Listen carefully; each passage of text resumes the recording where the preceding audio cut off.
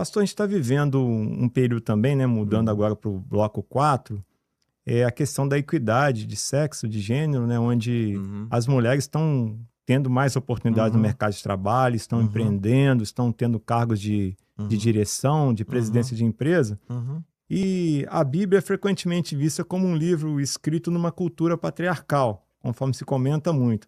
Como ela trata o empreendedorismo feminino? Ela tem alguma referência de alguma mulher ou algumas mulheres, uhum, biblicamente, que empreenderam? uhum. É muito bom a gente lembrar que para Deus, Deus não faz acepção de gênero, masculino e feminino. Deus sempre, ele criou homem e mulher, né? Então é importante ressaltar que na Bíblia nós temos vários exemplos de mulheres empreendedoras. Eu estava anotando aqui por exemplo, a mulher de Provérbios 31, né? Nós temos aqui Paulo dizendo em Gálatas 3:28, né, que não há homem nem mulher, porque todos vós sois um em Cristo Jesus, né? Quer dizer, a Bíblia não limita a vocação de gênero, né? A mulher também é muito especial e ela tem a chamada o chamado sexto sentido, né? A mulher tem uma percepção. Hoje nós temos mulheres executivas muito competentes, né? Hoje, por exemplo, a Itália, a Giorgia Meloni, está fazendo um grande governo, né? Uma jovem senhora, uma mulher dinâmica, com uma capacidade de gestão impressionante, e está mudando a visão da Itália. A Itália está bombando, né? A Itália está voando por Verdade. causa da Giorgia Meloni. Então, na Bíblia nós temos aqui, e é bom ressaltar que no Oriente as mulheres eram muito preconceituadas, mas preconceituadas por uma cultura que hoje existe no Irã, né, no Oriente Médio. Agora eu soube que as mulheres começaram a dirigir na Arábia Saudita, antes não podiam. Então, graças a Deus pelas mulheres brasileiras, né, empreendedoras. Quantas mulheres empreendedoras, e recebam essas mulheres o nosso respeito, a nossa consideração. Mas na Bíblia, o preconceito não é de Deus, o preconceito era religioso, era cultural, não é? Então, você vê Provérbios 31, algumas características da mulher de Provérbios, né? Eu estava anotando: autoridade, integridade, proatividade, trabalho duro e liderança, habilidade nos negócios, generosidade, administração competente no lar, a honra da sua família por ela ser competente, força e dignidade, trabalho e caráter firme, temor do Senhor, né? Então nós temos essas mulheres extraordinárias. Por exemplo, nós temos Lídia, outra mulher extraordinária, vendedora de púrpura, tecido de altíssimo valor na antiguidade, né? Usado pela realeza, pela aristocracia daquela época, né? E operava no mercado premium. E ela é o exemplo de liderança, Lídia, né? A igreja de Filipos começou na casa dela. Ela é exemplo de liderança, de hospitalidade, de empreendedorismo, no único perfil, né? Então, e no Antigo Testamento, nós temos Débora, além de Provérbios, né? Nós temos Débora, uma profetisa, uma líder militar muito competente, né? E venceu Cícera, né? Numa guerra ali contra o rei de Canaã.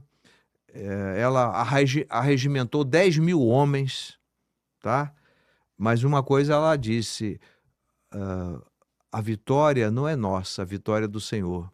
Ela apenas foi um instrumento para exaltar Deus. A mulher empreendedora, a mulher que está transitando no empreendedorismo bíblico, que tem uma perspectiva bíblica, essa mulher precisa reconhecer o protagonismo de Deus. Deus é protagonista sempre, né? Então, é relevante a gente considerar isso. Temos o caso de Ruth, né? Na crise que Ruth estava vivendo, Eu aprendi que isso aí já é sobejamente conhecido. A mulher empreendedora, na crise, você tem que tirar o S. Então, na crise, você vai criar. Então, tirando o S é crie, né? E Ruth foi uma mulher que criou. Ela se aproximou de Boaz, né?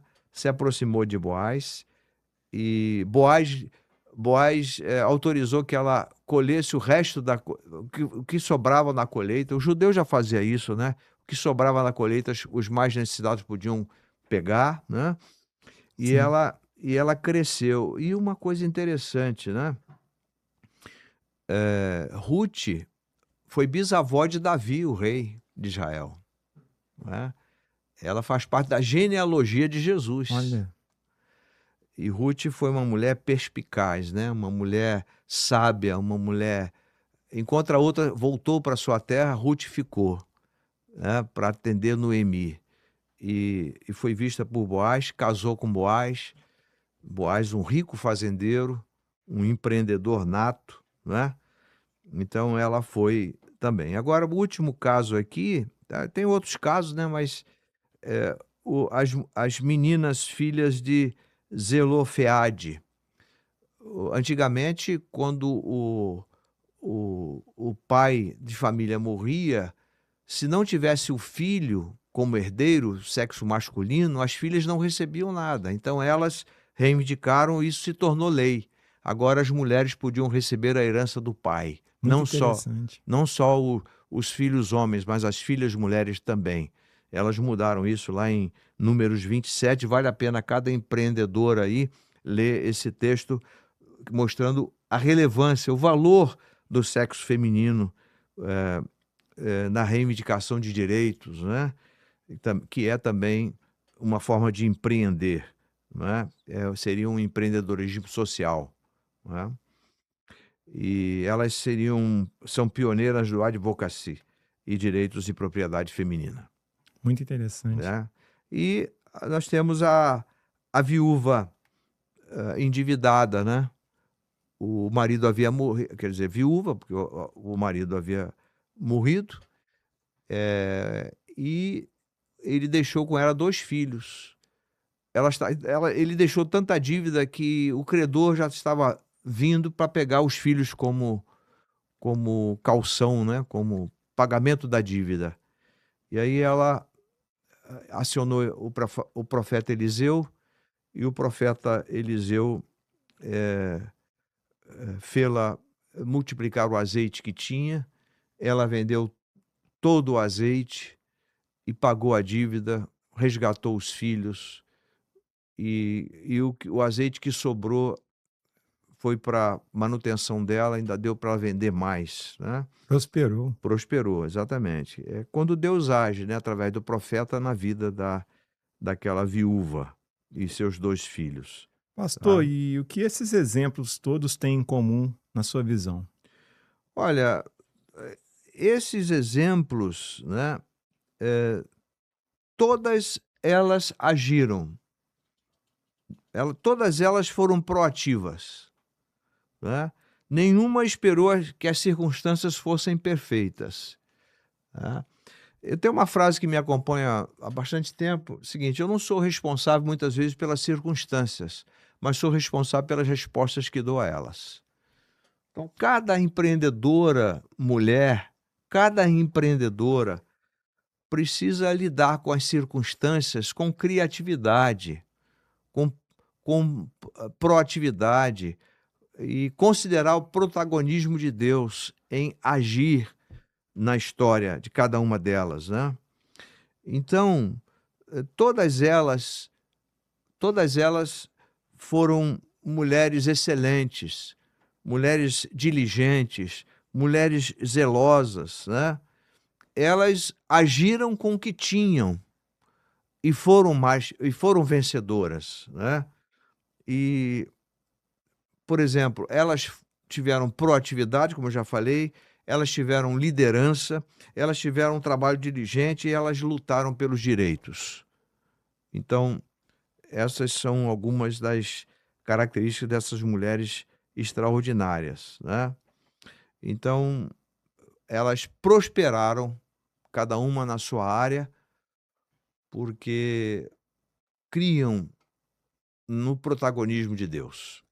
Então fica a dica para as mulheres que estão nos assistindo, seguir esses exemplos bíblicos que o pastor Exatamente. mencionou aqui, Exatamente. para que possam prosperar. Primeiro tem que agir, né, pastor? Exato. E não esperar que tudo esteja perfeito para começar. Primeiro a gente Exatamente. começa e ao longo do tempo a gente vai melhorando para chegar à excelência. Exatamente. As coisas não acontecem de uma hora para outra. Tem um tempo de maturação, né? A gente precisa entender o tempo de Deus, mas nós precisamos agir, né? Não é simplesmente reagir, mas é se antecipar, como a gente já falou, da proatividade. Ter mais previsibilidade, né? Exatamente. Proatividade e menos reatividade. Exatamente.